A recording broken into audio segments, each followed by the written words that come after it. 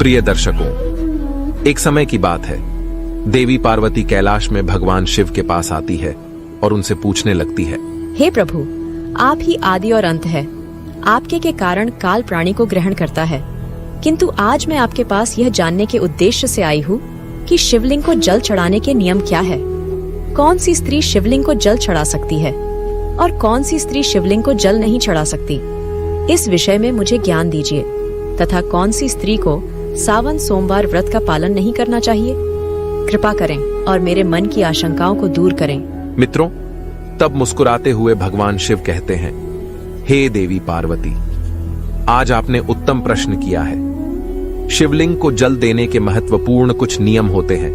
उन नियमों का पालन करते हुए ही शिवलिंग को जल देना चाहिए। यदि कोई व्यक्ति इन नियमों का पालन नहीं करता है तो उसे महापाप लगता है। हे देवी, मैं उस स्थान से रुष्ट होकर चला जाता हूं जहां पर इन नियमों का पालन न किया जाए। हे प्रिय, आज मैं उन 3 स्त्रियों के विषय में बताने वाला हूं जिन्हें शिवलिंग को जल नहीं चढ़ाना चाहिए। इन स्त्रियों को शिवलिंग को जल देने का कोई शुभ फल प्राप्त नहीं होता है, उल्टा इनके द्वारा शिवलिंग को जल चढ़ाने पर उन्हें महापाप ही लगता है। शिवलिंग ही मेरा साक्षात स्वरूप है, जिसकी नित्य पूजा करने वालों की मैं सदैव रक्षा करता हूं। आपने देखा कि किस प्रकार मात्र 12 वर्ष की आयु वाले मार्कंडेय को अमृतत्व का वरदान प्राप्त हुआ था। हे पार्वती, शिवलिंग को जल चढ़ाने के नियम बताने से पूर्व मैं आपको मेरे परम भक्त सुमति की एक प्राचीन कथा सुनाता हूं, जिसे आप ध्यान से सुनिए। जो भी स्त्री इस प्राचीन कथा का श्रवण करती है, उसे शिवलिंग को 100 वर्षों तक जल अर्पण करने का पुण्य प्राप्त होता है। इस कथा को जो भी पूरा ध्यान से सुनता है और इसका प्रचार करता है, उसके दुखों का नाश होता है और उसकी दरिद्रता दूर होती है और सदा के लिए वह इस संसार की मोह माया से विरक्त हो जाता है। तब माता पार्वती कहती है, हे स्वामी, आपके मुख से इस कथा का श्रवण करना बड़े सौभाग्य की बात है। कृपया आप मुझसे वह कथा कहिए, मैं इसे ध्यान से पूरा अवश्य सुनूंगी। तब भगवान शिव देवी पार्वती को वह कथा सुनाने लगते हैं। मित्रों, इस कथा को आप ध्यान से पूरा अवश्य सुनिए, क्योंकि आधा अधूरा ज्ञान घातक हो सकता है। तो चलिए आपको सुनाते हैं वह कथा। साथ ही कमेंट में हर हर महादेव अवश्य लिखें। मित्रों, भगवान शिव कहते हैं, हे देवी पार्वती, पूर्व काल की बात है। अक्षयपुरी नगरी में सुखदेव नाम का एक ब्राह्मण निवास करता था। सुखदेव बहुत ही बुद्धिमान, रूपवान, गुणवान और सभी शास्त्रों में पारंगत था। उसने वेदों का भी अध्ययन किया था। उसी के नगर के पास अन्य एक नगर था। उस नगर में सुधर्मा नाम का एक विद्वान ब्राह्मण था। उसकी एक पुत्री थी जिसका नाम सुमति था। वह भगवान शिव की बड़ी सेवा भाव से भक्ति करती थी।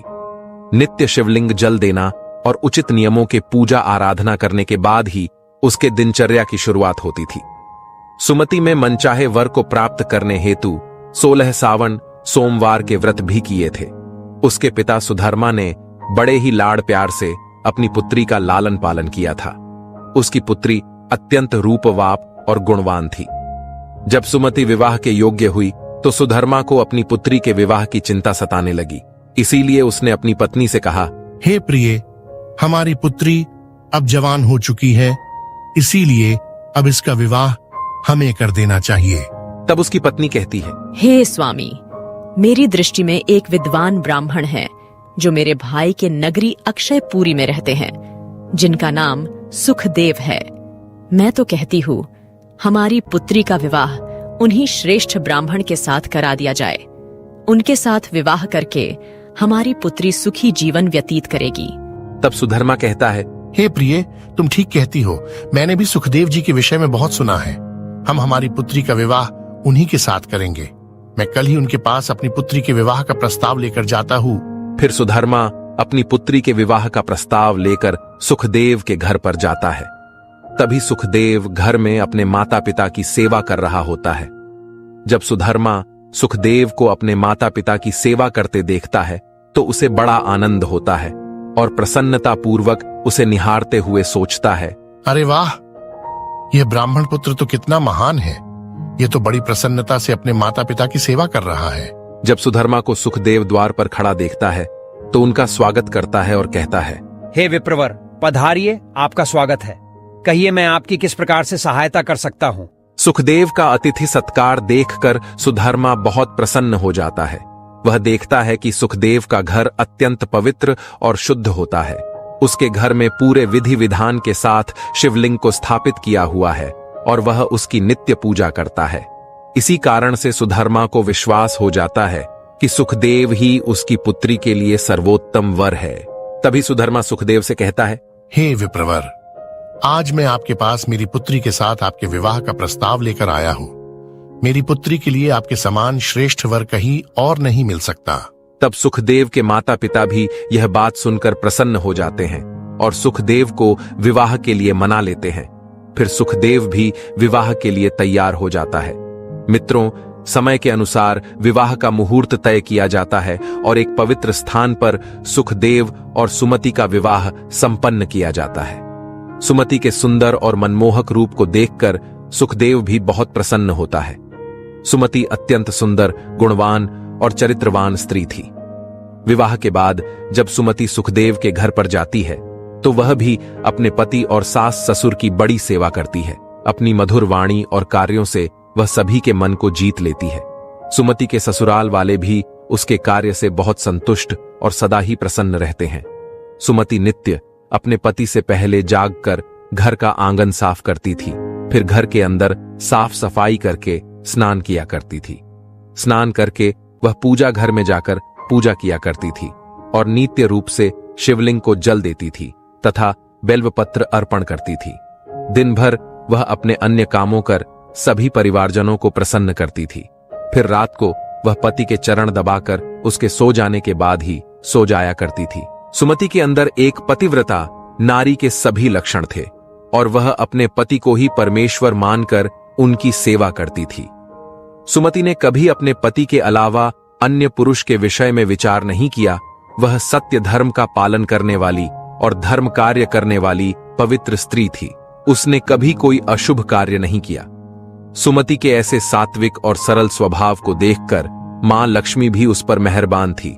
मां लक्ष्मी स्वयं चलकर उसके घर में आकर निवास करने लगी, जिससे सुमति के जीवन में सुख समृद्धि और भी अधिक बढ़ गई। मित्रों, भगवान शिव कहते हैं, हे देवी पार्वती, धन की देवी लक्ष्मी उन्हीं स्त्रियों पर अपनी कृपा दृष्टि बनाए रखती है जो पतिव्रता होती है और जो सत्य धर्म का पालन करती है। सुमति के अंदर वे सभी लक्षण थे जो एक श्रेष्ठ पतिव्रता नारी के अंदर होने चाहिए। लेकिन आगे मैं तुम्हें बताऊंगा कि सुमति की एक भूल के कारण उसका पूरा परिवार दुखों के बादलों में डूब गया और उसके जीवन में केवल क्लेश, अशांति और दुख ही आने लगे। हे पार्वती, फिर एक दिन की बात है जिसके अगले सुबह श्रावण मास आरंभ होने वाला था और संजोग से उस दिन अमावस्या भी थी। तभी सुमति ने दोपहर के भोजन में कोशिम्बीर बनाई थी, जिसमें कि कई अधिक मात्रा में प्याज, गोभी और अन्य सब्जियों को दही के साथ मिलाकर बनाया था और स्वाद को बढ़ाने हेतु सेंधे नमक का भी उपयोग उसने किया था। तब सुमति और उसका पारिवर संध्या पूर्व भोजन कर रात्रि में सो गए। किंतु सुमति ने जो कोशिम्बीर बनाई थी वह काफी स्वादिष्ट बनाई और सभी के भोजन पश्चात उसमें से थोड़ी बच भी गई थी। जब अगली सुबह सुखदेव और सुमति जल्दी सुबह उठे तो उन्हें रात की बनाई हुई कोशिम्बीर बहुत पसंद आई थी और उन दोनों ने उसे खा लिया। मित्रों, कहते हैं कि प्याज के अधिक सेवन करने से मनुष्य की कामुकता बढ़ जाती है। अब उन दोनों के साथ यही हुआ। सुमति का पति अत्यंत कामातुर होकर सुबह स्नान करने के पश्चात सुमति के पास आया और उसने सुमति के साथ शारीरिक संबंध स्थापित किया, जिससे सुमति का शरीर अपवित्र हो गया। लेकिन सुमति का मन भी काम के प्रभाव में ही था, इसीलिए वह भी अपने नित्य नियम को भूल गई और उसने पति के साथ संबंध बनाने के बाद बिना स्नान किए ही शिवलिंग को स्पर्श किया और जल चढ़ा दिया, जिससे सुमति के शरीर में महामोह ने प्रवेश कर लिया, जिस कारण से सुमति के सारे इंद्रिय तिलमिला उठे। सुमति के शरीर में महामोह ने प्रवेश करते ही भगवान शिव क्रोधित होकर वहां से चले गए तथा इस अपवित्र अवस्था को देख शिव जी अपने ही भक्त से रुष्ट होकर वहां से चले जाते हैं। तब से सुमति के शरीर में निवास कर रहे उस महामोह ने उसे सभी धार्मिक कार्यों से वंचित कर दिया तथा उसने अपने सभी श्रावण सोमवार व्रतों के पुण्य को नष्ट कर दिया। उन दोनों ने अनजाने में लहसुन प्याज का सेवन किया तथा सोमवार के व्रत के दौरान सुमति ने सेंधे नमक का उपयोग अपने भोजन में किया, जिस कारण से उसका व्रत भी विफल हो गया। जिस व्रतों को करने से मनुष्य को महापुण्य की प्राप्ति होती है, वहीं सुमति अपने अनजान दुष्कर्मों से पाप की भागी बनती जा रही थी। महामोह के शरीर में वास होने के कारण सुमति की मति भ्रष्ट हो जाती है तथा इसका विपरीत प्रभाव सुमति के पति पर भी पड़ा और वह भी सदा कामातुर होकर सुमति के साथ भोग विलास करने लगा। उसका मन सदैव ही काम वासना में लगा रहता था। फिर एक दिन सुमति के पति ने तो सभी सीमाओं का उल्लंघन किया और सुमति के मासिक धर्म के दौरान ही उसके साथ संबंध स्थापित किया, जिससे सुमति के शरीर में निवास कर रहा ब्रह्म हत्या का पाप उसके पति के शरीर में प्रवेश कर गया। हे देवी, जब स्त्री मासिक धर्म से होती है तो उसके शरीर में 3 दिनों तक ब्रह्म हत्या का पाप निवास करता है, क्योंकि ब्रह्मदेव ने इंद्र के शरीर से ब्रह्म हत्या का पाप निकालकर वृक्ष, जल, अग्नि और अप्सराओं को ग्रहण करने के लिए कहा था। उसी समय से स्त्रियों के शरीर में मासिक धर्म के दौरान ब्रह्म हत्या का पाप निवास करता है और जो भी पुरुष मासिक धर्म के दौरान स्त्री को स्पर्श करता है अथवा उसके साथ संबंध बनाता है तो यह पाप उसके शरीर में प्रवेश कर जाता है। वही ब्रह्म हत्या का पाप सुमति के पति के शरीर के अंदर प्रवेश कर गया और वह जमीन पर गिर पड़ा। उसे तुरंत ही कुष्ठ रोग हो गया। उसका अंग अंग जलने लगा, उसके शरीर पर छाले पड़ गए, उसके पूरे शरीर से रक्त और पू की बदबू आने लगी और वह दर्द से चीखने चिल्लाने लगा। हाय, ये मुझसे क्या अपराध हो गया? मेरे द्वारा यह कैसा भयंकर पाप हो गया है? मैंने सब कुछ जानते हुए भी महापाप किया है। हे भोलेनाथ, अब मेरी रक्षा कौन करेगा? तभी सुमति की सास तुरंत उस स्थान पर आ गई तो उसने देखा कि उसका पुत्र कुष्ठ रोग से ग्रसित होकर जमीन पर पड़ा है। वह क्रोध में आकर सुमति से कहने लगी, अरे कुलटा, अरे पापिनी, तूने ये क्या कर डाला? अपने ही पति का धर्म भ्रष्ट कर डाला। तूने उसके साथ मासिक पीड़ा में क्यों संबंध बनाया? अपने पति की ऐसी हालत देखकर सुमति बहुत घबरा गई और जोर जोर से रोने लगी और कहा, हे सासू माँ, मुझे क्षमा करो, मुझसे बहुत बड़ा अपराध हो गया है। काम के वशीभूत होकर मेरे द्वारा यह अपराध हो गया है। तब सुमति की सास ने कहा, हे पापिनी, तू इस घर से अभी चली जा। तुझ जैसी कुलटा स्त्री को इस घर में नहीं रहना चाहिए। तूने मेरे बेटे के जीवन को नरक बना दिया है और पता नहीं आगे और क्या क्या करेगी। सुमति कहती है, हे सासू माँ, मैं कहाँ जाऊँ? मेरे पति के अलावा मेरा कोई नहीं है। मैं उन्हें छोड़कर जीवित नहीं रह सकती। तू कहीं भी जाकर मर जा, लेकिन अब तू इस घर में निवास नहीं कर सकती। इतना कहकर सुमति की सास ने उसे धक्के मारकर घर से निकाल दिया। फिर सुमति दुखी होकर घर से निकल गई।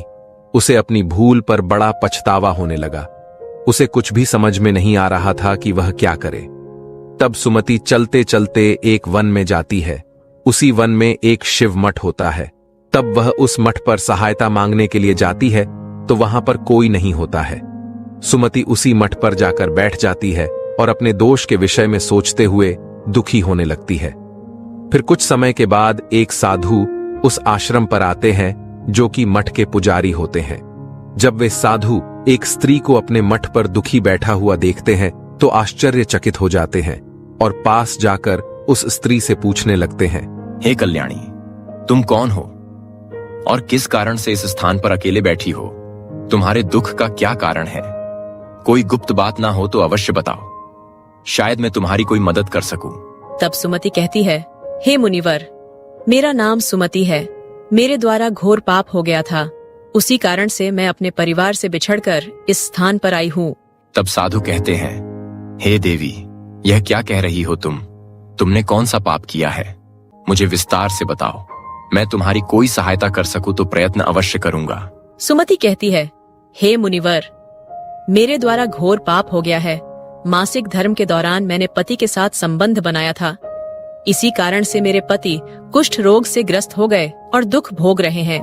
फिर साधु कहते हैं, बेटी, तुम चिंता मत करो। तुम्हारे द्वारा जो पाप हुआ है उसका प्रायश्चित करो, तुम्हें पाप से मुक्ति मिल जाएगी। तुम इस मठ में रहकर भगवान शिव शंकर की पूजा करो। शिवलिंग को नित्य जल दो और बेलपत्र अर्पण करो। यही तो पूरे संसार के पिता है। जो भी इनके शरण में आता है उसका उद्धार निश्चित ही होता है, और तुम्हारा पति भी जल्दी ही ठीक हो जाएगा। फिर वह सुमति वहीं पर उसी शिव मठ में रहकर भगवान शिव और शिवलिंग की नित्य पूजा करने लगती है। रोज स्नान करके वह ब्रह्मचर्य का पालन करते हुए शिवलिंग को जल चढ़ाती है और शिवलिंग पर बेलवपत्र अर्पण करती है तथा भगवान शिव को मिष्ठान्न भोग लगाती है तथा उस मठ में मौजूद सभी गायों को चारा डालती है, उनकी सेवा करती है। दिन भर वही मठ के मंदिर में भगवान शिव की मूर्ति के आगे बैठकर भगवान शिव जी की भक्ति करने लगती है, उनकी स्तुति करती है और फिर से अपने पति के मंगल होने के लिए 16 सोमवार का व्रत भी करती है। इस प्रकार से 1 वर्ष बीत जाता है, किंतु वहीं दूसरी ओर भगवान शिव भी उसकी परीक्षा ले रहे होते हैं। अब अगला श्रावण मास प्रारंभ होता है। तब साधु महाराज कहते है, हे पुत्री, तुम इस श्रावण मास में निरंकार सभी सोमवारों का व्रत करो, शिव जी का ही सदैव ध्यान करो और याद रहे कि कोई भूल ना हो। अब मैं तुम्हें सावन सोमवार व्रत के विषय में विस्तार से बताता हूं, तुम इसे ध्यान से सुनो। किसी भी स्त्री या पुरुष को सावन माह में किसी भी प्रकार के तामसिक पदार्थों का सेवन नहीं करना चाहिए। परहेज की हुई किसी भी वस्तु का सेवन नहीं करना चाहिए। हे पुत्री, शिवलिंग पर भूल से भी केतकी पुष्प, तुलसी पत्र को अर्पण नहीं करना चाहिए और ना ही शिव जी की पूजा में शंख का उपयोग करना चाहिए। शिवलिंग पर कभी भी हल्दी, कुमकुम और सिंदूर अर्पण नहीं करना चाहिए। अब तुम सच्चे मन से भोलेनाथ की पूजा आराधना करो, वे अवश्य तुम्हारी सभी इच्छाओं को पूर्ण करेंगे।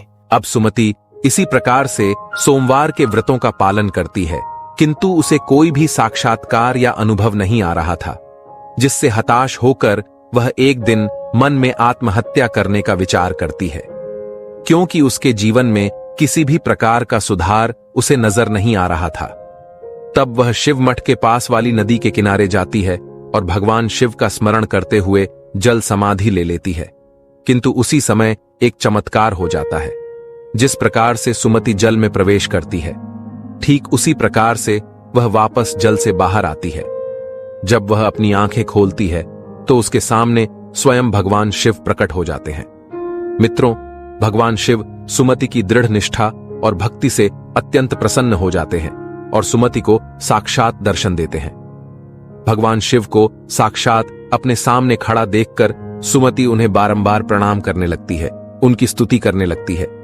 तब भगवान शिव सुमति से कहते हैं, हे पुत्री, तुमने बड़ी ही श्रद्धा से और भक्ति भाव से मेरी आराधना की है, इसीलिए अब मैं तुम पर प्रसन्न हूँ। कहो तुम्हारी क्या कामना है। तब सुमति कहती है, हे प्रभु, कृपया मुझे बताइए, मेरे किस दोष के कारण मेरे अंदर काम का वास हो गया, जिस कारण से मेरे द्वारा घोर पाप हुआ और मेरे पति को कुष्ठ रोग हो गया। भगवान शिव कहते हैं, हे पुत्री, अब तुम ध्यान से सुनो। तुम्हारे द्वारा अनजाने में ही एक पाप हुआ था, जिस कारण से तुम्हारे अंदर महामोह ने प्रवेश कर लिया था। एक दिन सावन माह में तामसिक पदार्थ का सेवन करके तुमने अपने पति के साथ संबंध बनाने के बाद बिना स्नान किए ही शिवलिंग स्पर्श करते हुए जल दिया था। पति पत्नी जब रति क्रिया करते हैं तो उनका शरीर अपवित्र हो जाता है और ऐसी अवस्था में शिवलिंग को कभी स्पर्श नहीं करना चाहिए। शिवलिंग मेरा ही पूर्ण अंश अवतार है। तुमने अपवित्र अवस्था में ही शिवलिंग को जल अर्पण किया था, जिस कारण से मैंने तुम्हारे घर का त्याग किया और फिर महामोह ने तुम्हारे अंदर प्रवेश कर लिया। उसी महामोह के कारण तुम्हारे और तुम्हारे पति के अंदर काम का प्रभाव अधिक बढ़ गया और मासिक धर्म के दौरान स्त्री के साथ संसर्ग होने के कारण तुम्हारे पति को कुष्ठ रोग हो गया था। वह सुमति कहती है, हे प्रभु, अनजाने में मुझसे यह बड़ा पाप हो गया था, अब इस पाप का क्या प्रायश्चित है। भगवान शिव कहते हैं, हे सुमति, इस पाप का प्रायश्चित तुमने 1 वर्ष तक ब्रह्मचर्य व्रत का पालन करके कर लिया है और 16 सोमवार का निरंकार व्रत भी किया, इसीलिए अब तुम पापों से मुक्त हो। सुमति कहती है, हे प्रभु, कृपया मुझे बताइए, किस अवस्था में शिवलिंग को जल नहीं चढ़ाना चाहिए और शिवलिंग पर जल चढ़ाने के क्या नियम हैं? तब भगवान शिव कहते हैं, हे पुत्री, अब मैं तुम्हें शिवलिंग को जल देने के नियम बताता हूं, तुम इसे ध्यान से सुनो। हे पुत्री, शिवलिंग अत्यंत पवित्र होता है, यह मुझे सबसे अधिक प्रिय है, इसीलिए इसकी सात्विकता पवित्रता बनी रहनी चाहिए। शिवलिंग को कभी अपवित्र अवस्था में स्पर्श नहीं करना चाहिए। जो स्त्री मासिक धर्म से हो उसे कभी स्पर्श नहीं करना चाहिए। मासिक धर्म के दौरान स्त्री के शरीर में ब्रह्म हत्या का पाप होता है। ऐसे में स्त्री को शिवलिंग को जल नहीं चढ़ाना चाहिए। किसी भी स्त्री और पुरुष को संबंध बनाने के बाद शिवलिंग को स्पर्श नहीं करना चाहिए और ना ही इसे जल चढ़ाना चाहिए। संबंध बनाने पर स्त्री और पुरुष का शरीर अपवित्र हो जाता है। ऐसी अवस्था में शिवलिंग को स्पर्श करने पर दोष लगता है। यह महापाप होता है। हे पुत्री, जो स्त्री अपने पति का त्याग करके चली गई हो, जो विवाह के पश्चात अपने पति को छोड़कर अन्य पुरुष के साथ निवास कर रही हो, ऐसी स्त्री को भी शिवलिंग को जल नहीं चढ़ाना चाहिए। शिवलिंग की पूजा करने का अधिकार केवल पतिव्रता या कुंवारी स्त्रियों को ही है। जो स्त्री असती, वैश्यावृत्ति की या अनेक पुरुषों के साथ संबंध बनाती है, उसे शिवलिंग को जल नहीं चढ़ाना चाहिए। हे सुमति, अब मैंने तुम्हें शिवलिंग को जल देने के संबंध में महत्वपूर्ण नियम बताए हैं। तुम इसे ध्यान में रखो। तब सुमति कहती है, हे प्रभु, मेरे पति कुष्ठ रोग से पीड़ित है, कृपा करके मेरे पति को रोग से मुक्त कीजिए। तब शिव जी कहते हैं, हे पुत्री, तुमने इस शिवलिंग की 1 वर्ष तक पूजा की है और नित्य बेलपत्र अर्पण किए हैं। वृक्षों में बेलपत्र मुझे सबसे प्रिय है। शिवलिंग पर तुमने जो बेलपत्र अर्पण किए थे, तुम इसके पत्ते ले जाकर अपने पति को गुप्त रूप से खिला दो। वह रोग और पापों से मुक्त हो जाएगा। इतना कहकर भगवान शिव अंतर्ध्यान हो जाते हैं। यह सुनकर सुमति बहुत प्रसन्न हो जाती है और भगवान शिव को बारंबार प्रणाम करके धन्यवाद देती है। फिर सुमति उस शिवलिंग पर अर्पित बेलपत्र के कुछ पत्ते उठाकर घर पर जाती है और अपने कोढ़ी पति को खिला देती है। शिवलिंग के पत्ते खाते ही उसका पति एकदम से स्वस्थ हो जाता है और सुमति को गले से लगा लेता है। सुमति की सास भी जब यह चमत्कार देखती है तो वह बड़ी प्रसन्न हो जाती है और फिर वे सभी प्रसन्नता से रहने लगते हैं। मित्रों, भगवान शिव कहते हैं, हे देवी पार्वती, इसीलिए इन अवस्थाओं में स्त्रियों को शिवलिंग को जल नहीं चढ़ाना चाहिए और ना ही शिवलिंग को स्पर्श करना चाहिए, अन्यथा इसके अशुभ परिणाम भोगने पड़ते हैं, जैसा सुमति के साथ हुआ था। प्रिय दर्शकों, अब हम जानते हैं शिवलिंग से जुड़े कुछ महत्वपूर्ण नियम। क्या आप जानते हैं, भगवान शिव जी की पूजा में यह 3 चीजें उपयोग करना वर्जित है। आपको पुण्य की जगह पाप मिलेगा। तो चलिए जान लेते हैं कौन सी है वह 3 चीजें। सबसे पहले है तुलसी के पत्ते। जी हाँ दोस्तों, तुलसी माता लक्ष्मी का रूप है और माता लक्ष्मी भगवान श्री हरि विष्णु जी की पत्नी, इसलिए तुलसी के पत्ते कभी भी शिवलिंग पर चढ़ाना चाहिए। दूसरा है शंख। शिव जी ने शंखचूड़ नाम के दैत्य का वध किया था और उसी के हड्डियों से शंख की निर्मिति हुए है। तीसरा है केतकी का फूल। पुराणों के अनुसार भगवान विष्णु और ब्रह्मा जी के विवाद में केतकी के फूलों ने ब्रह्मा जी के झुंड में साथ दिया था। भगवान शिव इस विवाद में निर्णायक की भूमिका में थे। शिव जी ने केतकी का झुंड पकड़ लिया और उसे श्राप दिया कि उसका उपयोग उनकी पूजा में नहीं किया जाएगा। भगवान शिव जी पीले और सफेद कनेर के फूल पसंद होते हैं। आप उन्हें जरूर अर्पित करें। धतूरे के फल और फूल भी अर्पित कर सकते हैं। साथ ही दूध चंदन से लेप चढ़ाना भी शुभ माना जाता है। पुराणों में शिवलिंग को ही ब्रह्मांड का केंद्र माना गया है। इस केंद्र से समस्त ब्रह्मांड को ऊर्जा प्राप्त होती है। शिवलिंग से ही इस ब्रह्मांड की उत्पत्ति हुई है, इसीलिए शिवलिंग को ऊर्जा का केंद्र माना गया है। इसके पास कोई भी ऐसी वस्तु नहीं रखनी चाहिए जिससे शिवलिंग से निकलने वाली ऊर्जा नकारात्मकता में परिवर्तित न हो। वास्तुशास्त्र के अनुसार यदि ऐसी वस्तुएं शिवलिंग के पास रखी जाती है तो घर का वातावरण भी नकारात्मक हो जाता है। जैसे कि एक साथ 2 शिवलिंग, तुलसी का पौधा, कांसे के बर्तन। नंदी को भी पास नहीं रखना चाहिए। नंदी को थोड़ा दूर ही रखना चाहिए। पूजा स्थल पर या उसके आसपास अशुद्ध, अपवित्र और अशुभ समझी जाने वाली वस्तुएं भूलकर भी नहीं रखनी चाहिए, जैसे चमड़े की वस्तुएं, मृत व्यक्ति का अस्थि या कलश, हड्डियां, मांसाहार इत्यादि। मंदिर और उसके आसपास शुद्धता और सात्विकता रहनी चाहिए। जो मनुष्य शिव जी को जल देते समय 1,00,000 बार मृत्युंजय मंत्र का जाप करता है, उसके शरीर के सभी रोग नष्ट हो जाते हैं और उसका शरीर शुद्ध हो जाता है। जो 2,00,000 बार मृत्युंजय मंत्र का जाप करता है, उसे अपनी पूर्व जन्म की बातों का स्मरण होने लगता है। और जो मनुष्य 3 लाख बार मृत्युंजय मंत्र का जाप करता है, उसे काम्य वस्तुओं की प्राप्ति होती है, अर्थात वह जिन वस्तुओं की कामना करता है वह उसे प्राप्त हो जाती है। तो प्रिय दर्शकों, आपको यह कथा कैसी लगी कमेंट करके अवश्य बताएं। जानकारी अच्छी लगी तो वीडियो को लाइक जरूर करें और कमेंट में हर हर महादेव अवश्य लिखें। साथ ही चैनल को सब्सक्राइब करें। ऐसी ही रोचक धार्मिक कथाओं के लिए हमारे साथ बने रहिए।